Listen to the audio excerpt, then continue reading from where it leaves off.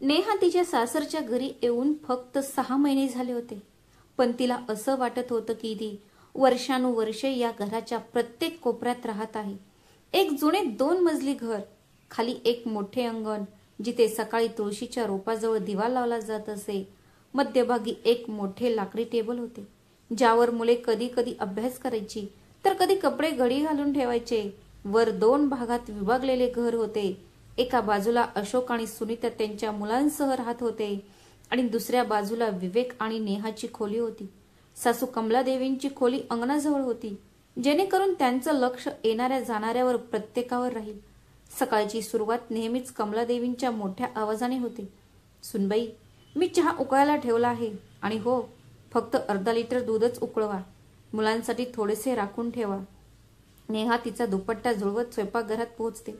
तिला दिसते की सुनीता स्वयंपाकघरात आधीच चहा पीत बसली आहे, पण सासूच्या आवाजाचे लक्ष मात्र नेहमी तिच्याकडेच असायचे. मग सुनीता हसून म्हणते, अरे नेहा, सासू असेच बोलत असतात, तू मनावर घेऊ नकोस. पण नेहाला माहीत होते की असे बोलणे ही तिच्या सासूची रोजची सवय आहे, ज्याचा हळूहळू मनावर परिणाम होत असे. विवेक शांतपणे चहा पिऊन सकाळी लवकर ऑफिसला निघून जायचा. तो आई काय म्हणते यावर भाष्य करत नसे, तर अशोक घरातील छोट्या छोट्या व्यवसायात त्याच्या सासूला मदत करायचा आणि बहुतेकदा घरीच राहायचा.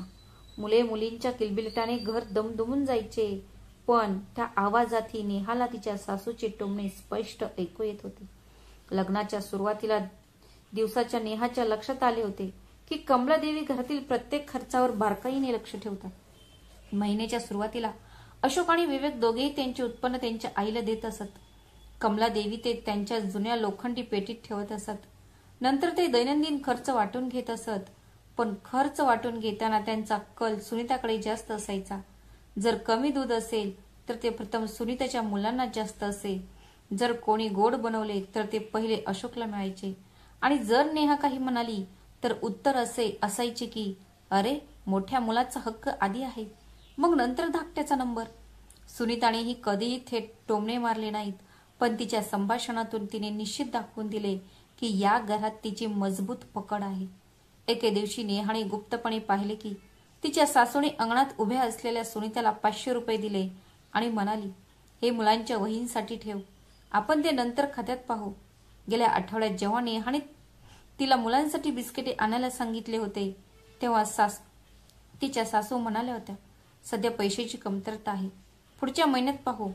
त्या क्षणी नेहाला जाणवले की द्रुतपणा फक्त पैशातच नाही तर नातेसंबंधांमध्येही असतो. अगदी लहान दैनंदिन कामांमध्ये हा स्पष्टपणा दिसून येत होता. उदाहरणार्थ, स्वयंपाकघरातील मीठ संपले तर तिची सासू म्हणायची, नेहा, मीठ तर ते संपलंय, उद्या बाजारातून आण. तसे तुला जवळच बाजार तर माहीतच असेल. त्याच वेळी सुनीता म्हणायची, आई, साखरही संपली आहे. मग लगेच उत्तर असायचं, अरे, अशोकला गाडी आणायला सांग, मी लगेच आणते. नेहाने अनेक वेळा विचार केला की या फरकाचे कारण काय असेल. कदाचित सुनीताचा नवरा घरकामात जास्त वेळ घालवतो म्हणून, किंवा ती आधी या घरात आली आहे म्हणून, आणि ती तिच्या सासूबाईंच्या प्रत्येक गोष्टीची सहमत असते म्हणून. पण नेहाने ठरवले की ती हा फरक थेट शब्दात मांडणार नाही, उलट ती हळूहळू स्वतःसाठी जागा बनवेल. एका दिवसाची गोष्ट होती. रविवारची सकाळ होती. विवेकही घरी होता. नेहाने नाश्त्यासाठी काहीतरी चांगलं बनवण्याचा विचार केला. तिने बटाट्याचे पराठे आणि दही बनवले.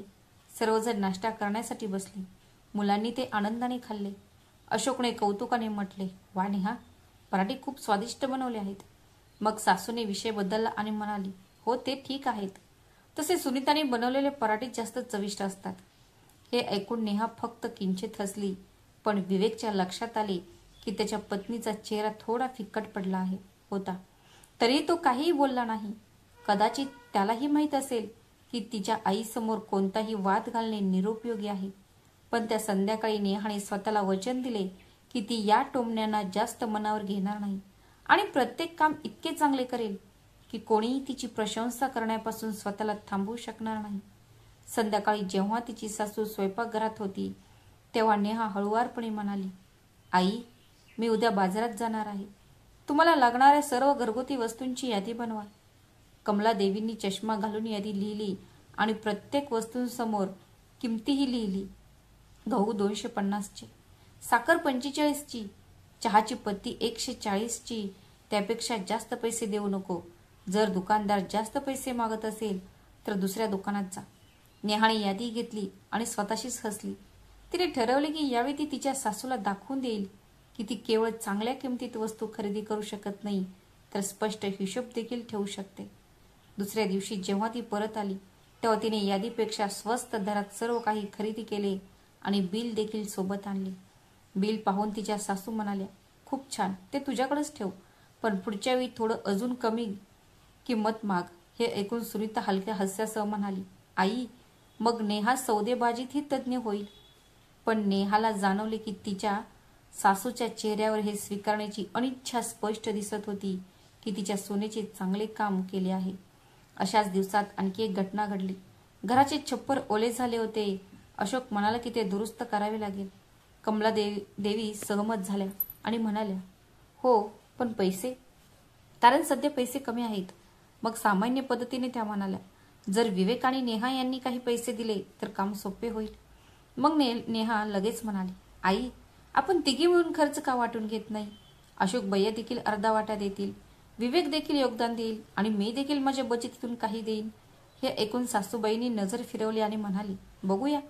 पण नेहाला समजले होते की इथेही खर्चाचाच भार तिच्यावर जास्त लादण्याचा प्रयत्न केला जात आहे. मुलांमध्येही फरक दिसून येत होता. अशोकच्या मुलांना चॉकलेट, फळे, खेळणी मिळायची, तर नेहाने विवेकसाठी एखादी छोटीशी वस्तूही खरेदी केली तर प्रश्न उपस्थित होत होते, हा खर्च आवश्यक होता का? एके दिवशी नेहाने विवेकसाठी फक्त 150 रुपयांचा शर्ट खरेदी केला. तिच्या सासूबाई म्हणाल्या, त्याच्याकडे आधीच 2 नवीन शर्ट आहेत, तू पुन्हा एक का घेतलास? त्याच आठवड्यात सुनीताने तिच्या मुलांसाठी 500 रुपयांचे खेळणे घेतले आणि कोणीही तिला विचारले नाही. नेहाच्या हे सर्व लक्षात आले, पण तिला वाटलं की ते हे सगळं लक्षात ठेवेल आणि वेळ आल्यावरती याला योग्य पद्धतीने उत्तर देईल. हळूहळू नेहाला जाणवलं की या घरात जो शांत राहून योग्य वेळी योग्य पाऊल उचलतो तोच जिंकतो. थेट भांडणामुळे वातावरण बिघडतं आणि सासूच्या चालाकीला हरवण्याचा सर्वोत्तम मार्ग म्हणजे तिच्याच भाषेत पण चांगल्या हेतूने उत्तर देणे. उदाहरणार्थ, जर सासूबाई सुनीताची एखाद्या कामासाठी प्रशंसा करत असेल तर तिने त्याच वेळी सुनीताला मदत करायला सुरुवात करावी, जेणेकरून तुलनेचा परिणाम कमी होईल आणि खर्चाचा प्रश्न उद्भवल्यास लगेच त्यांच्यासमोर एक स्वच्छ हिशोब ठेवा, जेणेकरून पुढे वादविवादाला जागा राहणार नाही. पाऊस थांबला होता आणि छतावरील ओलसरपणा आता स्पष्ट दिसत होता. म्हणून सकाळची कामे संपवल्यानंतर कमलादेवी अंगणात एक खुर्ची ओढून बसल्या आणि म्हणाल्या, छताचे काम करावे लागेल आणि खर्च कसा भागवता येईल त्याचा निर्णय आजच घ्या. मग उशीर न करता नेहा स्पष्टपणे म्हणाली की खर्चाचे 3 भाग करणे हाच सर्वोत्तम मार्ग असेल, कारण छप्पर सर्वांचे आहे आणि घर देखील सर्वांचे आहे. एक भाग अशोकने द्यावा, एक भाग विवेकने द्यावा आणि एक भाग घराच्या सामान्य खर्चातून काढावा, जेणेकरून कोणाही एकाच व्यक्तीवर जास्त भार पडू नये. सुनीताने लगेच मुलांचे निमित्त सांगितले की या महिन्यात त्यांच्याकडे शाळेची फी आणि गणवेशासाठी पैसे कमी आहेत, म्हणून ते शक्य तितके देतील. कमलादेवींनी विषय अशा प्रकारे वळवला की जणू नेहा स्वतःच खर्च टाळू इच्छित होती, पण सत्य अगदी उलट होते. विवेकने शहाणपणाने सांगितले की तो त्याच्या बचतीचा मोठा भाग देईल, पण त्याची एक अट होती की काम योग्य गवंडी करेल आणि बिल योग्यरित्या तयार केले जाईल आणि शक्य असल्यास काही पुट्टी आणि रंग देखील केले जातील, जेणेकरून पुढील 3-4 वर्ष कोणीही समस्या येणार नाही. अशोकने अर्धवट सहमती दर्शवली आणि म्हणाला की मेकॅनिकवाला तोच बोलवला जाईल जो त्याच्या ओळखीचा आहे, कारण तो विश्वास आहे. नेहाने मनात विचार केला की कधी कधी विश्वासावर याचा अर्थ आपल्या समजुतीनुसार असतो, म्हणून ती हळुवारपणे म्हणाली, ठीक आहे, ओळखीचा तर ओळखीचा बोलवा, पण आधी कामाचे दर आणि व्याप्ती स्पष्टपणे लिहा. हे ऐकून कमलादेवी म्हणू लागल्या की आता सुनांनाही कंत्राटी काम शिकू लागले आहेत, तर जुन्या काळात फक्त एका संकेताने काम केले जायचे. तरीही सर्वांना माहीत होते की नेहा जे म्हणत होती ते कुटुंबाच्या फायद्यासाठी होते. म्हणून तिथे असे ठरले की कंत्राटदारासोबत लेखी स्वरूपात दर निश्चित केले जातील. त्याच संध्याकाळी मुलांच्या शिक्षणाचा प्रश्न आला, कारण सुनीताने सांगितले की मोठा मुलगा आता 5वीत आहे आणि त्याला एक्स्ट्रा क्लास लावावा लागेल. मग कमलादेवी नेहाकडे पाहत म्हणाल्या, तू तर शिकली सवरलेली आहेस, रोज संध्याकाळी 1 तास शिकवत जा. यामुळे घरी पैसे वाचतील आणि मुलेही त्यांच्या स्वतःच्या लोकांसोबत अभ्यास करतील. नेहाला मुलांचा खूप लळा होता, म्हणून तिने हो म्हटले, पण नम्रपणे सांगितले की ती निश्चित वेळी शिकवेल आणि त्या काळात स्वयंपाकघराचे काम दुसऱ्या कोणाची तरी जबाबदारी असेल, जेणेकरून ती मुलांकडे पूर्ण लक्ष देऊ शकेल. अन्यथा दोन्ही गोष्टी अपूर्ण राहतील. सुनीता तोंडी सहमत झाली, पण तिच्या चेहऱ्यावर थोडासा ताण होता, कारण तिला वाटले की स्वयंपाकघरातील काही कामे तिच्यावर पडेल. कमलादेवी ज्या नेहमी म्हणत होत्या की तेच पुन्हा म्हणाल्या की घरातील कामे मिळून मिसळून केली जातात आणि सून असणे म्हणजे सर्व करण्यास सक्षम असणे. मग नेहाही शांत राहून म्हणाली की सर्व काही करण्यास सक्षम असणे चांगले आहे, परंतु ते योग्यरित्या करण्यास सक्षम असणे हे त्याहूनही चांगले आहे. म्हणून एका वेळी एकच काम करणे चांगले होईल. यावर विवेकने नेहाला पाठिंबा दिला आणि सांगितले की जर अभ्यासाचे फायदे दिसले तर सर्वांना शांती मिळेल. अशोकने देखील व्यावहारिक उत्तर दिले.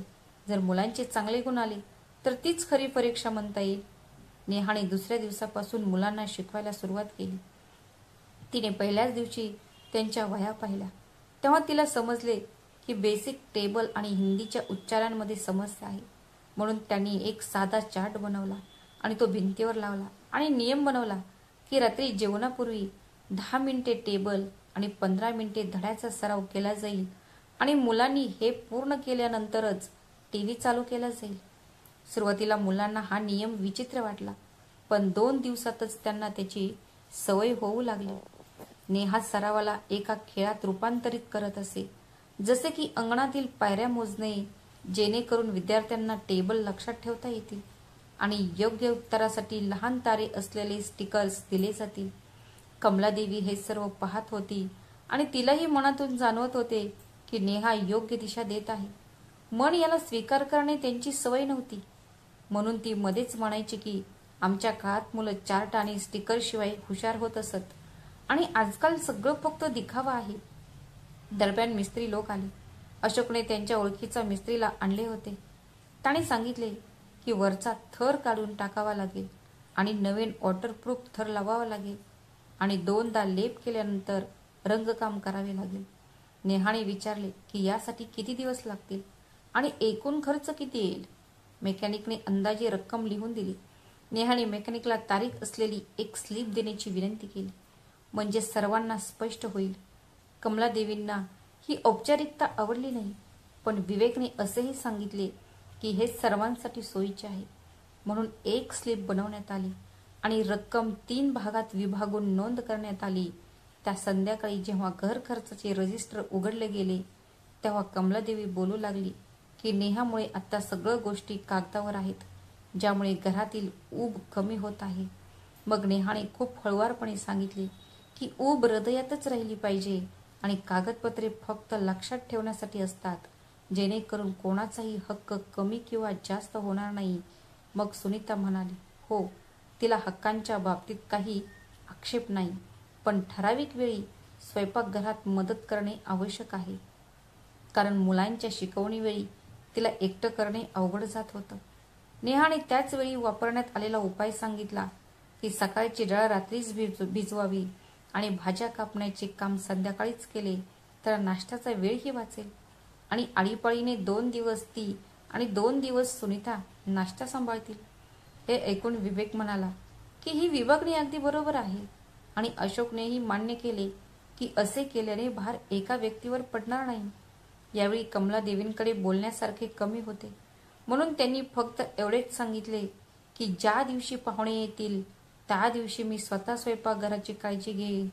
पुढच्या आठवड्यात छताचे काम चालू झाले आणि त्याच दरम्यान मुलांच्या युनिट टेस्ट कॉपी आल्या. हिंदीमध्ये मोठ्या मुलाचे पूर्वीपेक्षा चांगले गुण होते आणि गणितात ही सुधारणा झाली होती. सुनीता खूप आनंदी होती, पण तिने तिच्या सवयीनुसार तिचा आनंद सामान्य ठेवला. संध्याकाळी तिने नेहाला एकांतात सांगितले की ती ज्या पद्धतीने हिंदी शिकवते ते तिला यापूर्वी कधीही कोणत्याही ट्युशनमध्ये मिळाले नव्हते आणि तिला हा अभ्यास असाच पुढे सुरू ठेवायचा आहे. मग नेहा म्हणाली की ती अभ्यास तर चालू ठेवेल, पण जेव्हा ते एकत्र काम वाटून घेतील तेव्हाच संपूर्ण घरात संतुलन राहील. सुनीता हो म्हणाली. पण तिला आतून काळजी वाटत होती की कमलादेवीने याचा असा अर्थ काढू नये, म्हणजे झाला की धाकटी सून घरात स्वतःच्या चाली खेळत आहे. दुसऱ्या दिवशी आणखी एक कोना उघडला गेला. जेव्हा कमलादेवीने जुन्या कपाटातून एक दागिन्यांची पेटी बाहेर काढली आणि त्याला पाहू लागली, तिने सुनीताला सांगितले की उत्सवादरम्यान काही जुने दागिने पॉलिश केले जातील, जेणेकरून ते नवीनसारखे दिसतील, आणि त्यात ही जोडले की ती ही पेटी माझी जबाबदारी आहे, त्यामुळे त्यात काय केले जाईल याची मला जाणीव असेल. नेहा तिथे येऊन बसली आणि अगदी सहज म्हणाली की ही तर चांगली गोष्ट आहे, कारण मौल्यवान वस्तू आईकडेच सुरक्षित राहतात. कमलादेवी नेहाकडे पाहत म्हणाली, लग्नाच्या वेळी तुला ज्या बांगड्या दिल्या होत्या त्या वेळेवर पॉलिश करून घे आणि मला पावती दे, कारण ती रजिस्टरमध्ये नोंदवली पाहिजे. नेहा म्हणाली की नक्कीच त्याची नोंदणी करेल, आणि असेही म्हणाली की जो काही खर्च येईल तो ती तिच्या वाट्यातून करेल, जेणेकरून खर्चाच्या रजिस्टरवर ओझे पडू नये. हे ऐकून कमलादेवीने एक कुटील हास्य दिले आणि म्हणाली की लहान घरांमध्ये सर्व काही सामायिक केले जाते. हे ऐकून नेहा हळुवारपणे म्हणाली की जेव्हा सामायिक करण्याची समान संधी असते तेव्हाच सामायिकरण चांगले वाटते, आणि हेच तिने इतक्या स्पष्ट आणि सभ्यतेने बोलली की टोमणे मारण्याचा मार्ग आपोआप बंद झाला. या काळात विवेक खूप कमी बोलला, पण त्याने पाहिले की नेहा प्रत्येक वेळी तिचे म्हणणे आदराने मांडत आहे. त्याच रात्री त्याने नेहाला सांगितले की मला अभिमान आहे की तू घर सांभाळून स्वतःचे स्थान निर्माण केले आहे, आणि त्याच जे म्हणणे होते की पुढेही नेहाने असेच धैर्य दाखवावे. मग नेहा हसत म्हणाली, धैर्यच तर तिचा सर्वात मोठा आधार आहे. आठवड्याच्या शेवटी जेव्हा गवंडीने पहिला थर पूर्ण केला तेव्हा हलका रिमझिम पाऊस सुरू झाला. सर्वांना भीती होती की कामावर त्याचा परिणाम होऊ नये. मेकॅनिकने वर ताडपत्री पसरली आणि सांगितले की काळजी करण्यासारखे काही नाही, पुढच्या 2 दिवसात सूर्य उगवताच आपण दुसरा थर लावू. नेहाने वर जाऊन प्रत्येक कोपऱ्याकडे पाहिले आणि तिला जुन्या पॅचची रेषा देखील दिसली, जी आधी घाईघाईने लावली होती, आणि गळतीचे तेच कारण होते. ती खाली आली आणि सर्वांना म्हणाली की जर आपण यावेळी ते योग्यरित्या केले तर ही समस्या पुढील काही वर्षांपर्यंत उद्भवणार नाही. म्हणून रंगवण्यापूर्वी बुरशीग्रस्त भाग स्वच्छ करूया. अशोकने त्याच्या मेकॅनिकशी बोलला आणि थोड्या खर्चात यावर एकमत झाले. हा अतिरिक्त खर्च पुन्हा त्याच 3 भागांमध्ये विभागण्यात आला. कमलादेवी तिच्या चेहऱ्यावर थोड्याशा रागाने म्हणाली की आजकालच्या सुना खर्च करण्यात खूप घाई करतात. नेहाने असे सांगून प्रकरण हलके केले की त्या खर्च करण्यात नाही तर तोटा वाचवण्यात जलद असतात. स्वस्त काम 2दा आणि चांगले काम 1दा करणे चांगले. सुनीता पहिल्यांदाच मोठ्याने हसली आणि म्हणाली की ही ओळ रजिस्टरच्या मुखपृष्ठावर लिहावी, जेणेकरून जेव्हा जेव्हा पान उघडले जाईल तेव्हा हे लक्षात यावे की स्वस्त कामावर 2दा खर्च करणे महाग होते. त्याचवेळी एक लहान गैरसमजही निर्माण झाला. सुनीताने स्वयंपाकघरासाठी खरेदी केलेला मोठा तळण्याचा तवा तिच्या कपाटात ठेवला, जेणेकरून मुलांना तो सापडू नये, आणि कमलादेवींना हे पाहिले होते, म्हणून तिने नेहाला सांगितले की जर सुनबाई घरातील वस्तू त्यांच्या कपाटामध्ये ठेवू लागल्या तर उद्या हिशोब कोण देईल. नेहा उत्साहित न होता म्हणाली, कढई घरीची आहे आणि ती जिथे सुरक्षित असेल तिथेच ठेवली जाईल. हवे असल्यास रजिस्टरमध्ये देखील लिहूया, कारण पुन्हा शोधण्यात वेळ घालवावा लागणार नाही. कमलादेवींना हे उत्तर जोरदार आणि समजूतदार वाटले. त्यांनी ठरवले की मोठ्या वस्तू स्वयंपाकघरातच राहतील आणि लहान साधने कपाटातच राहतील. नेहाने लगेच स्वयंपाकघराच्या भागात स्पष्ट लेबले लावली. पिठाचा डब्बा, मसाल्याचा डब्बा, चहाची पत्ती आणि कढई. यामुळे काम सोपे झाले आणि सुनीतालाही तिच्या कामात मदत झाली, कारण शोधण्यात वेळ वाया जात नव्हता.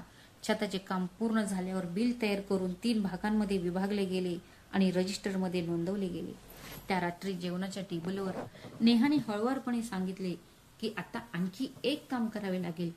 वरच्या कोरड्या भिंतींवर मुलांसाठी एक छोटासा सूचना फलक लावावा, जेणेकरून ते त्यांची ड्रॉइंग अडकावू शकतील, आणि अभ्यासाची छोटी लिस्ट पण. सुनीता लगेच उत्साही झाली, कारण मुलांना भिंतीवर रंगकाम करण्याची सवय होती आणि सूचना फलकने ते त्या सवयीवर नियंत्रण ठेवू शकत होती. कमलादेवीने घराची शोभा बिघडेल अशी कल्पना असल्याचे सांगून ते टाळण्याचा प्रयत्न केला, पण जेव्हा विवेक आणि अशोक दोघांनीही ते चांगले असल्याचे सांगितले तेव्हा तिने होकार दिला. दुसऱ्या दिवशी नेहाने स्वस्त कार्पशीट आणि पिन विकत घेतल्या आणि 2 बोर्ड बनवले. मुलांनी आनंदाने उड्या मारल्या आणि त्याच संध्याकाळी मोठ्या मुलाने त्याच्या टेबल चाचण्यांची संपूर्ण यादी तिथे टांगली. हे पाहून सुनीताने नेहाला सांगितले की ती भविष्यात ही पद्धत अवलंबेल आणि शक्य असल्यास नेहाने आठवड्यातून एकदा मुलांना गोष्ट सांगावी, कारण तिची गोष्ट ऐकल्यानंतर मुलांना लवकर झोपी जातात. नेहाने मान्य केले आणि त्याच रात्री तिने नन्नी आजीसारखे पण नवीन धड्यासह एक गोष्ट सांगितली, जी प्रामाणिक परिश्रम, संयम आणि एकत्र राहण्याचे धडे होते.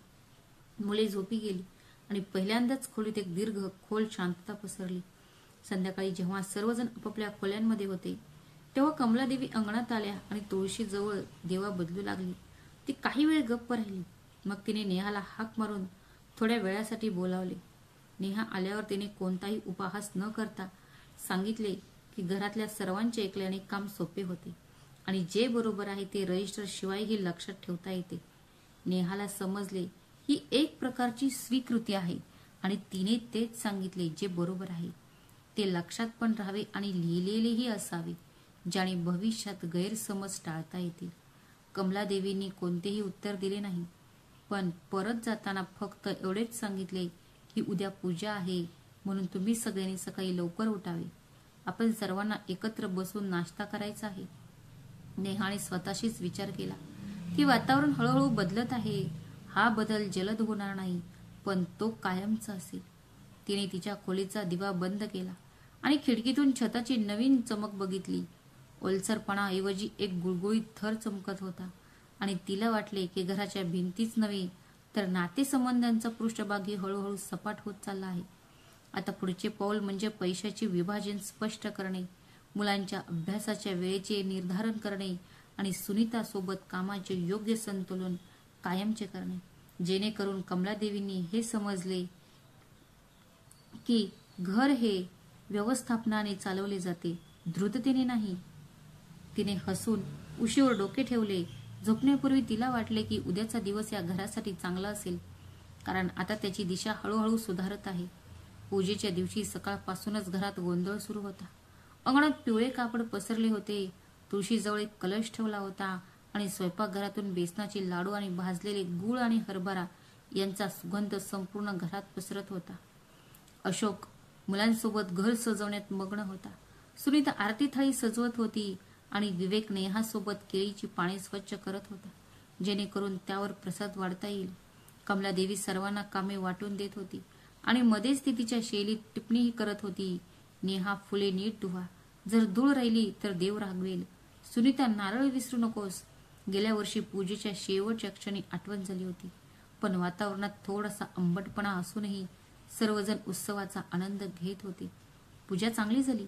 मुलांनीही मंत्रोच्चारात भाग घेतला आणि जेव्हा प्रसाद वाटला गेला तेव्हा सर्वांच्या चेहऱ्यावर समाधान होते. पण खरी घटना संध्याकाळी घडली, जेव्हा पूजेचा हिशोब काढला. कमलादेवींनी रजिस्टर उघडले आणि खर्च लिहायला सुरुवात केली. फुले, फळे, मिठाई, सजावट. मग नेहा हळुवारपणे म्हणाली, आई, कृपया त्यात केळीची पाने, कापूर आणि आरतीच्या तेलाचा खर्च टाका, जेणेकरून संपूर्ण हिशोब स्पष्ट राहील. कमलादेवीने भुवया उंचावल्या. अरे, हा खर्च मोठा खर्च आहे, यात आणखी काय लिहिणार? मग नेहा हसत म्हणाली, लहान लहान खर्चच नंतर एकदम जोडून मोठा होतो, म्हणून स्पष्टपणे लिहिणेच चांगले. विवेकनेही संमती दर्शवली. अशोक सुरुवातीला गप्प बसू इच्छित होता, पण सुनीता त्याला कोपरकळी मारत आहे हे त्याच्या लक्षात आल्यावर तो म्हणाला, हो, बरोबर आहे, ते पूर्णपणे लिहून ठेवू, जेणेकरून कोणालाही काही बोलण्याची गरज पडणार नाही. त्या रात्री जेव्हा सगळे झोपले होते तेव्हा नेहा आणि विवेक अंगणात बसले होते. तेव्हा नेहा विवेकला म्हणाली, मला माहित आहे की माझ्या या सवयींमुळे आईला त्रास होतो, पण जर मी हिशोब ठेवला नाही तर उद्या कोणीही आरोप करेल मी जास्त खर्च केला, आणि तो मी माझ्या मनाने केला आहे, आणि मला वाटतं की असे कधी व्हायला नको. विवेकने मान हलवली. तू जे काही करत आहेस ते बरोबर आहे, फक्त आईला थोडा वेळ दे. तिला वाटेल की तू तिची जागा घेत आहेस, म्हणूनच ती प्रतिक्रिया देत असते. नेहाने स्वतःशीच विचार केला की गोष्ट फक्त जागा घेण्याची नाही तर सवयी आणि द्रुतपणाबद्दल आहे. जे गेल्या काही वर्षात या घराच्या भिंतींचा भाग बनले आहेत. दुसऱ्या दिवशी नाश्त्यावरून एक नवीन चर्चा जन्माला आली. आपल्याला मुलांसाठी एक नवीन स्टडी टेबल खरेदी करायचे आहे. सुनीता म्हणाली की जुने टेबल आता मुलांना लहान पडत आहेत. कमलादेवी लगेच म्हणाली, टेबल बरोबर आहे, थोडं ऍडजस्ट करून वापरतील मुले. अशोकने गप्प राहणेच योग्य ठरवले, पण नेहाने सुचवले की आई, जर आपण सर्वांनी मिळून टेबलसाठी योगदान दिले, मुलांना फायदा होईल आणि सर्वजण योगदान देतील, कोणावरही ओझे राहणार नाही. कमलादेवी हलक्या हास्याने म्हणाली, अरे, तू तर प्रत्येक गोष्टीत वाटण्या करायला लागली आहेस. नेहा शांतपणे म्हणाली, हो आई, कारण वाटणीमुळे मनात कटुता येत नाही, सर्वांना समान वाटते. विवेकने लगेच पाठिंबा दिला, मी अर्धे देईन, बाकी अर्धे भाऊ आणि आई बघून घ्या. अशोक असहाय्यपणे हो म्हणाला आणि अशा प्रकारे टेबलचा विषय मिटला. नेहाला वाटलं की थेट सामना करण्याऐवजी सौम्य वाद घालणे आणि सर्वांना सामील करून प्रस्ताव ठेवणे चांगले राहील, जेणेकरून तिच्या सासूला नाही म्हणण्याचे कारण मिळणार नाही. संध्याकाळी जेव्हा नवीन टेबल आला आणि मुले त्यावर आनंदाने अभ्यास करू लागली, तेव्हा सुनीता नेहाकडे आली आणि म्हणाली, तुझ्या पद्धतीने काम लवकर पूर्ण होते, नाहीतर आईने वर्षानुवर्ष ते काम ओढून नेले असते. नेहाने हलके स्मित हास्य केले, फक्त योग्य वेळ आणि योग्य गोष्ट सोबत असली पाहिजे, मग गोष्टी बदलू लागतात. सुनीता संकोचून म्हणाली, आईचे तुझ्याबद्दलचे मत, दृष्टिकोन थोडा बदलत आहे, पण ती तुला उघडपणे स्वीकारणार नाही, म्हणून तुला सावधगिरीने पुढे जावे लागेल. नेहाला वाटले की सुनीता चुकीची बोलत नाही, कारण बदल मंद आहे आणि तो कायमचा करण्यासाठी तिला अधिक धीर धरावा लागेल. रात्री जेव्हा सर्वजण झोपले होते, तेव्हा कमलादेवी अंगणात तुळशीच्या रोपाला पाणी घालायला आल्या. नेहाकडे पाहून ती कोणताही उपहास न करता म्हणाली, छान झाले, तू टेबल आणला, मुलांसाठी ते सोयीचे होईल. नेहाला आश्चर्य वाटले की पहिल्यांदाच आईने तिच्या कामाचे कोणतेही जर न लावता कौतुक केले आहे. ती नम्रपणे म्हणाली, आई, हे घर सर्वांचे आहे आणि मला वाटतं की सर्वांचा हक्क आणि योगदान समान असायला हवं, तरच मनशांती मिळेल. कमलादेवीने उत्तर दिलं नाही, फक्त किंचित डोकं हलवलं आणि खोलीत निघून गेली. पण नेहाला समजलं की आज आणखी एक छोटी भिंत कोसळली आहे. टेबल आणल्यानंतर घरातील वातावरण काही दिवस हलके आणि ठीक राहिले, पण नेहाने अंदाज लावल्याप्रमाणे कमलादेवीच्या जुन्या सवयी फार काळ दबून राहत नाहीत. महिन्याचा पहिला दिवस आला आणि घरातील पैशांचा हिशोब सुरू झाला. अशोकने त्याची कमाई त्याच्या आईला दिली, विवेकनेही त्याचा वाटा दिला आणि सुनीतानेही मागच्या वेळीची उरलेली रक्कम रजिस्टरमध्ये नोंदवली. नेहाने तिच्या पर्समधून 2000 रुपये आईला दिले आणि म्हणाली, आई, हे या महिन्याच्या घर खर्चासाठी आहेत, बाकीचा हिसाब तर तुम्ही लिहितच आहात. कमलादेवीने पैसे घेतले आणि नोट्स मोजल्या आणि रजिस्टरमध्ये लिहिले. मग अचानक म्हणाली, बघ नेहा, घरात जे काही खर्च होतात, जर त्यात सुनीताच्या बाजूने काही कमतरता पडली तर तुम्ही ते सांभाळून घ्या, शेवटी तिचे मुलेही आहेत. नेहाला धक्का बसला आणि तिने विवेककडे पाहिले. विवेकने थोडेसे डोके हलवले, जणू काही तो तिला आत्ता गप्प राहण्यास बोलवत आहे.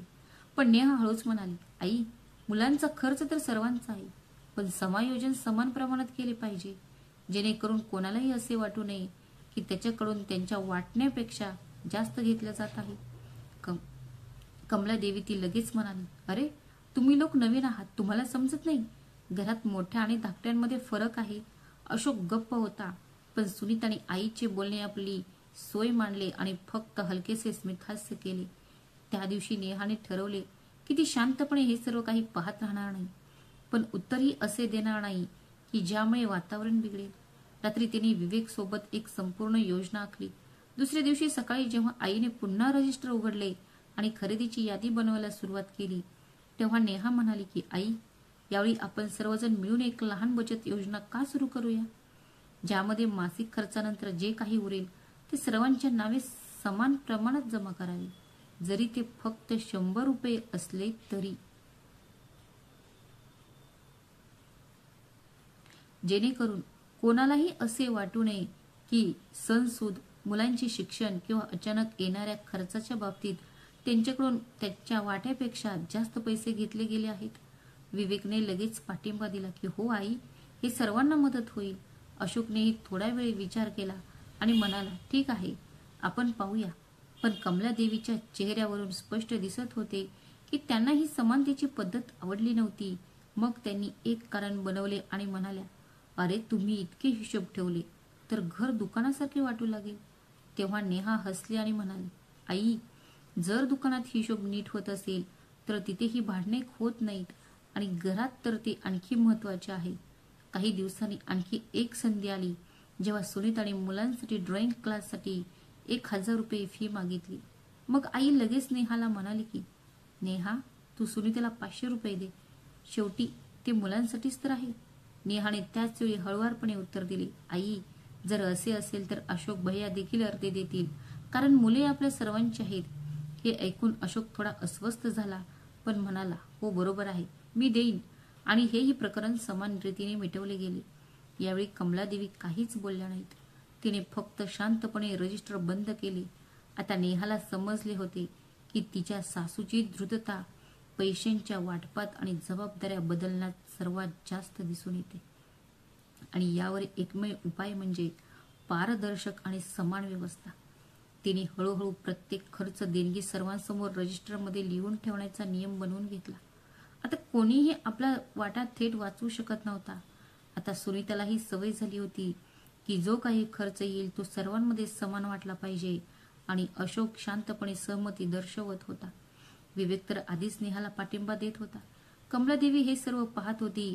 हा बदल तिच्यासाठी सोपा नव्हता, पण आताही ती हे उघडपणे थांबवू शकत नव्हती, कारण सर्व काही सर्वांसमोर आणि स्पष्ट शब्दात ठरवले जात असे आणि कोणालाही काहीही बोलण्याची संधी मिळत नव्हती. कधी कधी ती टोमणे मारण्याचा प्रयत्न करायची की आजकालच्या सुना कायदे करून घर चालवतात. मग नेहा हसून म्हणायची, हो आई, जेणेकरून कायदा सर्वांसाठी समान असो. आणि मग वातावरण हलके होऊन जायचे.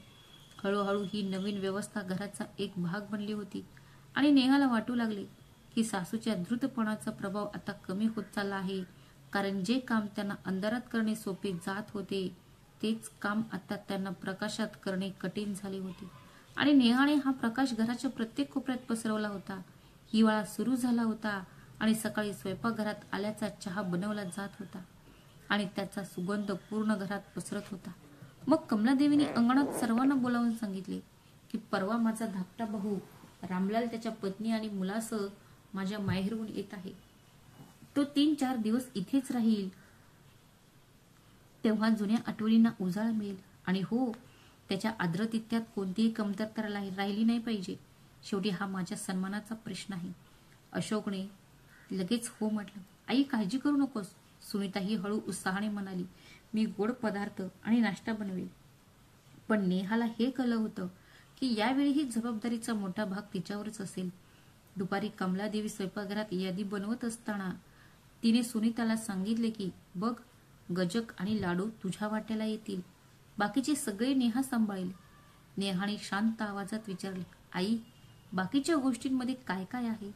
कमलादेवींनी वर न पाहता उत्तर दिले की अरे हेच समज की साफसफाई, खोलीची सजावट, पाहुण्यांसाठी चहा नाश्ता आणि 3 दिवसाचे जेवण तुला बनवावे लागेल. तेव्हा नेहा हसत म्हणाली की आई, जर आपण असे वाटले तर एकाला जास्त मिळेल आणि दुसऱ्याला कमी. आपण ते समान प्रमाणात का वाटू नये?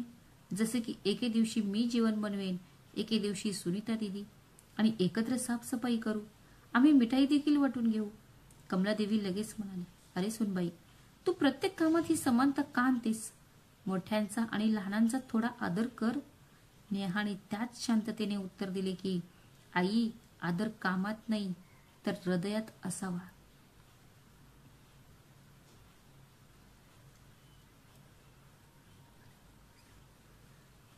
नाहीतर एक थकेल आणि दुसरी विश्रांती घेईल. आणि मला वाटतं की आपण दोघीही सुना पाहुण्यांसमोर सारखेच वागूया. हे ऐकून विवेक हसला आणि म्हणाला, आई, यात काय चूक आहे? पाहुण्यांनाही दिसेल की घरात मिळून मिसळून काम करत आहेत. तेव्हा अशोकही म्हणाला, हो आई, बरोबर आहे. कामे वाटून करणे यावर माझी सहमती आहे. कमलादेवींना सक्तीने सहमती द्यावी लागली. पण जाण्यापूर्वी तिने सुनीताला शांतपणे सांगितले की बघा, तुमच्या वहिनीला प्रत्येक गोष्टीत समानता हवी आहे. जेव्हा रामलालजी आणि त्यांचे कुटुंब येते तेव्हा घरात खूप गर्दी असते. पहिल्या दिवशी नेहाने जेवण गरमागरम पराठे, बटाट्याची करी, रायता आणि गाजराचा हलवा बनवला. पाहुण्यांनी तिचे कौतुक केले. तेव्हा कमलादेवी म्हणाली, हो ठीक आहे, मीच तिला सांगितलं होतं की कसं बनवायचं आहे ते. नेहा फक्त हसली, वाद घातला नाही, कारण तिला माहीत होते की यावेळी ती वेगळ्या पद्धतीने तिची छाप सोडेल. दुसऱ्या दिवशी सुनीताने जेवण बनवले. नेहाने मुलांसोबत खेळण्यात वेळ घालवला आणि पाहुण्यांना गरमागरम चहाने नाश्ता दिला. संध्याकाळी पाहुणे फिरायला बाहेर गेले. तेव्हा रामलालजींच्या पत्नीने कमलादेवींना सांगितले की तुमच्या दोन्ही सुना खूप चांगल्या आहेत. सगळे एकत्र येऊन काम करतात. आम्हाला ते खूप आवडले. कमलादेवीने किंचित मान हलवली, पण तिच्या चेहऱ्यावर काही विचार येत होता. कदाचित तिला वाटलं असेल की पाहुण्यांनाही समानतेची पद्धत आवडली आहे. तिसऱ्या दिवसाच्या संध्याकाळी नेहा पाहुण्यांना बसवल्यानंतर तिने मुलांशी त्यांच्या अभ्यासाबद्दल आणि छंदाबद्दल बोलले आणि मुलांना एक छोटीशी चित्रकला करायला लावली. पाहुणे इतके आनंदी झाले की निघताना ते म्हणाले की नेहा, सुनबाई, तुम्ही आमच्या राहण्याची मज्जा द्विगुणित केली आहे. आम्ही पुढच्या वर्षी पुन्हा येऊ. कमलादेवी तिच्या भावनेत बदल न करता म्हणाली की हो हो, नक्की या, हे तुमचे घर आहे. पण आतून तिला कदाचित असे वाटले असेल की कामाचे समान वाटप देखील पाहुण्यांसमोर घराचा आदर वाढवू शकते. पाहुणे गेल्यानंतर साफसफाई सुरू असताना कमलादेवी स्वयंपाकघरात आल्या आणि तिने नेहाला सांगितले की सगळं व्यवस्थित झालं. तिच्या तोंडून हे कौतुक अगदी कमी शब्दात. नेहा हसली आणि म्हणाली की आई, मी फक्त एवढंच, पाहुणे येतील तेव्हा आम्ही दोघी सुना थकणार नाही आणि घराची शान कायम राहील याची खात्री करेन. कमलादेवी काहीच बोलल्या नाहीत. तिने फक्त मान हलवली आणि निघून गेली. आणि नेहाला वाटले की तिच्या सासूचा द्रुतता पूर्णपणे संपलेली नसली तरी तिचा परिणाम हळूहळू कमी होत चालला आहे आणि हा तिचा खरा विजय आहे. पाहुणे गेल्याच्या 2 आठवड्यानंतर घरातील वातावरण पुन्हा सामान्य झाले होते. पण एके दिवशी नेहाला वाटले की तिच्या सासूची द्रुतता पूर्णपणे संपलेली नाही आणि ती हळूहळू कमजोर होऊ लागली आहे. संध्याकाळी कमलादेवीने सर्वांना अंगणात बसवले आणि म्हणाल्या, बघा, पुढच्या महिन्यात आमच्या लग्नाचा वाढदिवस आहे. आम्हाला 50 वर्षे पूर्ण होत आहेत आणि मला वाटतं की यावेळी एक चांगला कार्यक्रम आयोजित केला पाहिजे. नातेवाईक, ओळखीचे मित्र, मैत्रीण सर्वांना आमंत्रित केले जाईल. शेवटी अशी सुवर्ण संधी सारखी सारखी येत नाही. हे ऐकून अशोक उत्साहात म्हणाला की नक्कीच आई, आपण ते मोठ्या हॉलमध्ये करू. सुनीता हसत म्हणाली की हो, लग्नाचा 50 वर्षांचा उत्सव भव्य असावा. नेहानेही आनंद व्यक्त केला, पण तिच्या मनात एक प्रश्न होता की खर्च कसा विभागला जाईल, कारण तिला चांगलेच माहीत होते की अशा प्रसंगी सासूची द्रुतता सर्वात जास्त दिसून येते. दुसऱ्या दिवशी सकाळी कमलादेवी नेहाला स्वयंपाकघरात पकडून हळू आवाजात म्हणाली, हे बघ सुनबाई, यावेळी तू आणि विवेकने जास्त योगदान द्यावे. शेवटी धाकटी सून असल्याने तू घराची जबाबदारी घेतली पाहिजे. अशोकचा व्यवसाय सध्या चांगला चालत नाहीये आणि आपण त्याच्यावर जास्त भार टाकू शकत नाही. काहीही न बोलता नेहा फक्त हसली आणि म्हणाली, आई, सुनीता दिदीचे काय, तिच्यावरही जबाबदाऱ्या आहेत. कमलादेवी लगेच म्हणाली, अरे, ती मुलांची काळजी घेत आहे, ती त्यातच अडकून पडते. काहीही असो, लग्नाच्या कार्यक्रमात तिला जास्त योगदान देता येणार नाही. नेहाने वाद घातला नाही. तिने फक्त मनात ठरवले की यावेळी संपूर्ण हिशोब सर्वांसमोर असेल आणि कोणीही त्याचा वाटा वाचवू शकणार नाही. संध्याकाळी नेहाने सर्वांना अंगणात चहासाठी बोलवले आणि म्हणाली की आईने सांगितले आहे की यावेळी आपण आपल्या लग्नाचा वाढदिवस मोठ्या धूमधडाक्यात साजरा करूया. मग आपण आधीच खर्चाची यादी का बनवू नये आणि सर्वांचा वाटा समान प्रमाणात का वाटून घेऊ नये, जेणेकरून कोणालाही एकाच वेळी ओझे वाटू नये. अशोक हळूच म्हणाला की हो, पण माझा व्यवसाय अजूनही आहे. नेहा लगेच म्हणाली की आपण असे करू, एकूण खर्च 4 भागात विभागला जाईल. तुमच्यासाठी, माझ्यासाठी, आईसाठी आणि बहिणीसाठी प्रत्येकी 1 भाग. जर कोणी आता पूर्ण रक्कम देऊ शकत नसेल तर तो नंतर पैसे देऊ शकतो, पण नाव आणि रक्कम सर्वांसमोर लिहावी. विवेकने लगेच हो असे समर्थन केले. अशा प्रकारे सर्व काही स्पष्ट होईल आणि आईलाही सर्व गोष्टीचा हिशोब मिळेल. कमलादेवींनी विषय टाळण्याचा प्रयत्न केला. अरे, हा काय हिशोब आहे? घरातील कामे अशी केली जात नाहीत. पण नेहा हसत म्हणाली की आई, सर्वजण लग्नाचा वाढदिवस एकत्र साजरा करतील, त्यामुळे सर्वांनी एकत्र खर्च करणे छान होईल. सुनीता, जी आधी गप्प राहायची, ती सुद्धा हो म्हणाली होती. बरोबर आहे, नाहीतर नंतर कोणीतरी विचार करेल की तिने कमी आणि मी अधिक प्रमाणात खर्च केले. अशोकनेही संकोचून होकार दिला. यादी तयार झाली. हॉलचे भाडे, जेवणाचा मेनू, सजावट, निमंत्रण पत्रिका, फोटो, व्हिडिओ आणि पाहुण्यांसाठी एक छोटी भेट. नेहाने सर्वांच्या नावासमोर रक्कम लिहून दिली आणि म्हणाली की ती ही यादी स्वयंपाकघरात अडकवून ठेवते, जेणेकरून सर्वांना ती लक्षात राहील. आता कमलादेवींकडे पर्याय नव्हता. तिने फक्त एवढेच सांगितले की ते ठीक आहे, पण मी हॉल ठरवेन. नेहाने हसत हसत होकार दिला. कार्यक्रमाच्या दिवशी सर्व काही व्यवस्थित पार पडले. पाहुणे आनंदी होते, जेवण चविष्ट होते आणि सजावट ही सुंदर होती. सर्वात मोठा फरक असा होता की यावेळी सर्वांनी वेळेवर आपला वाटा दिला होता आणि नेहाने खर्चाचे हिशोब स्पष्टपणे ठेवले होते आणि सर्वांना दाखवले होते. रात्री पाहुणे निघून गेल्यावर कमलादेवींनी नेहाला शांतपणे फोन केला आणि सांगितले की तिने चांगले काम केले. यावेळी कोणीही पैसे दिले नाहीत आणि ती म्हणाली की तू छान केलंस. यावेळी कोणालाही तक्रार करण्याची संधी मिळाली नाही. नेहा फक्त हसली आणि म्हणाली की आई, जेव्हा सर्वजण समान प्रमाणात सहभागी होतात तेव्हा आनंद देखील समान असतो. कमलादेवींनी कोणतेही उत्तर दिले नाही, पण तिच्या चेहऱ्यावरील हलके हास्य हे स्पष्ट करत होते की यावेळी तिची हुशारी कामी आली. तर मित्रांनो, ही सासूच्या हुशारीची कथा होती, ज्यामध्ये नेहाने तिच्या शहाणपणाने, संयमाने आणि समानतेच्या तत्वाने घरातील वातावरण सुधारलेच नाही, तर सासूच्या जुन्या सवयींपासून मुक्तता देखील मिळवली. तोही हळूहळू बदलत गेला. कुटुंबात प्रेम आणि आदर तेव्हाच वाढतो जेव्हा जबाबदाऱ्या आणि निर्णय सर्वांमध्ये समान प्रमाणात वाटले जातात. हे त्याने सिद्ध केले. जर तुम्हाला ही कथा आवडली असेल तर ती तुमच्या मित्रांसोबत आणि कुटुंबासोबत नक्कीच शेअर करा, जेणेकरून प्रत्येक घराला ही कथा पाहता येईल. आणि तुमच्या कुटुंबासोबत नक्कीच शेअर करा, जेणेकरून प्रत्येक घरात आनंद समान प्रमाणात वाटला जाईल आणि नातेसंबंध अधिक मजबूत होतील. तुम्हाला ही कथा आवडल्यास चॅनलला सबस्क्राईब करा, लाईक करा आणि कमेंट करायला विसरू नका.